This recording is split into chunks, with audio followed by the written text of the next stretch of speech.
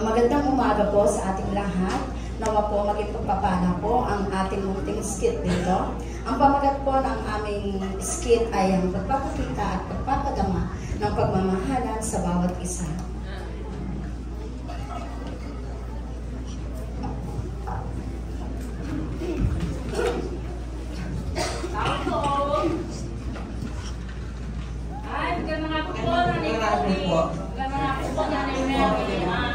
Bumisita po kami para makusta po sa inyo. Kumusta po yung nagdaang araw nyo? Sis Girlie, balita ko po may pinagdadaanan kayo ngayon. Oo nga sis, actually sis, alam mo, ang hirap nga eh. Ang hirap yung sitwasyon namin. Kasi walang trabaho yung asawa ko, may sakit, and then walang income na hindi na naglumalaki. Pero alam mo ba sis, nakakaraos naman kami. Amen po. Alam niyo po, Sis Girlie, wala pong posible sa Panginoon. Basta po, yung salita lang po ng Panginoon na sundin natin, wala pong posible sa Kanya. Pwede po mag-open kami ng Bible study sa inyo. Oo naman sis, anytime sa biyernes. Amen po. Resilient sis, okay na. Sis, napapansin ko, dumating kayo dito, babalik. Ang payat-payat ni Karen Sherwin. Ang panit-panit niya. Tapos ngayon, tingnan natin, ang pogi na. Ang ibig sabihin, wala yung posible sa Panginoon, mananampalataya ka ng manalangin, hingin mo lahat sa Panginoon at Kanyang ibibigay. Maraming salamat po sa pagtanggap mo sa amin. Ngayon po, i-close po tayo sa manalangin sa system.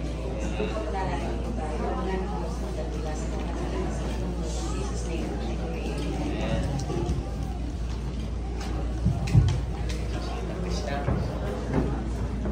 Surely, kabisitahan natin sila, Nanay Linda. Sabi nila kasi sila sa Bible study yan, eksakto ngayong oras na dun sila. Yes. Maglalakad na lang tayo.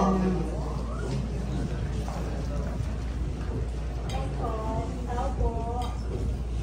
Bakit po? Ulit na po. Ulit. Ako kayo.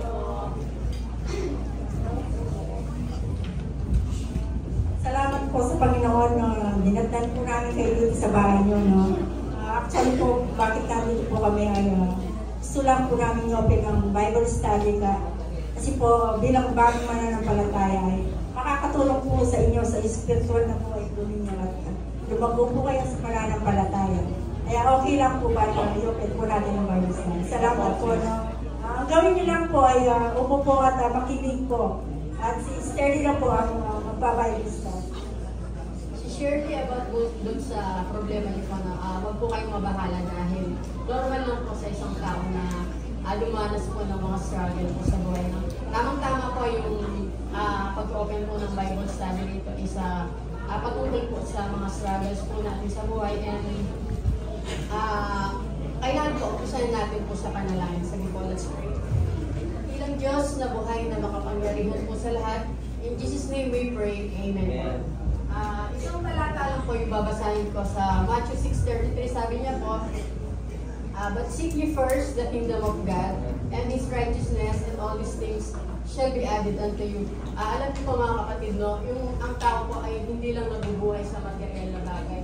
Sabi po sa Bible, sa salita po ng Panginoon, hanapin po at unahan ang kaharian po ng Diyos. No? And patuloy po tayong magtiwala and lagay po natin sa top priorities po yung pananambahan, paglilingkod po sa Panginoon. And then po, matuto tayong magtiwala at yung faith po natin and yung mga pangangailangan po natin, ibibigay po ng Panginoon yan kahit hindi po natin hinihiling.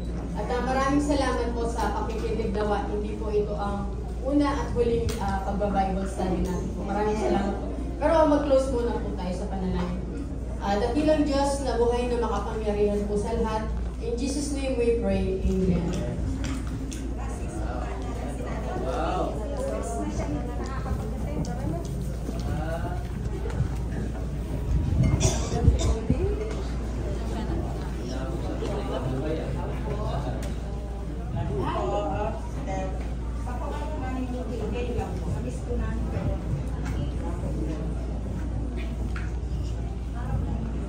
May pinagdadaanan po sa akin.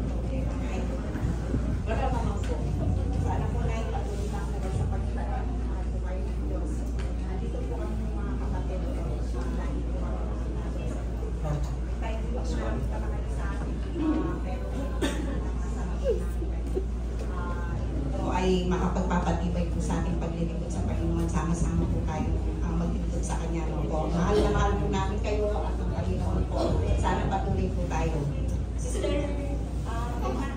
may tanong po akong merienda. Tama-tama. Wow! Sakto po na. May merienda tayo mga nakakain. Sana ball daw. Pag-pray po natin kay Sister Aaron. Ayos mga palagay po tayo. Ina Diyos, magpapalyan sa lahat. Maraming salamat po Panginoon sa oras na ito. Ganun din po Panginoon sa aming masasagot.